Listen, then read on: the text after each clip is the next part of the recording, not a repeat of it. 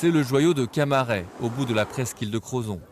La tour dorée, conçue par Vauban à la fin du XVIIe siècle, fascine toujours les visiteurs.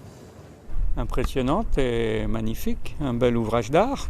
C'est bizarre parce que c'est des 1600, c'est ça? C'est assez ancien, mais c'est très moderne, non? L'architecture de la tour est reconnue de longue date. L'ouvrage est classé monument historique depuis 1907. Un siècle plus tard, l'inscription au patrimoine de l'humanité en 2008, avec 11 autres réalisations de Vauban en France, a permis de lui offrir une cure de jouvence, par des travaux d'aménagement à l'extérieur et dans la tour elle-même.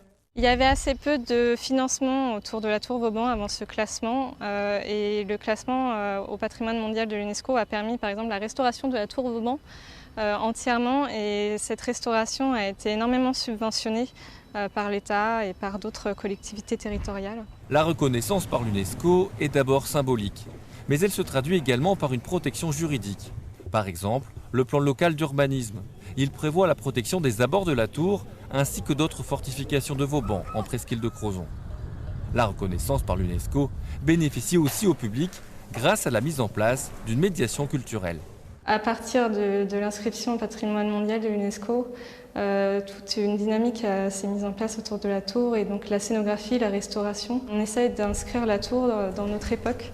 On l'a modernisée, on l'a rajeunie, en la rendant accessible à tous. Et grâce à tous ces outils de médiation et aux visites guidées et aux animations qu'on peut avoir sur site.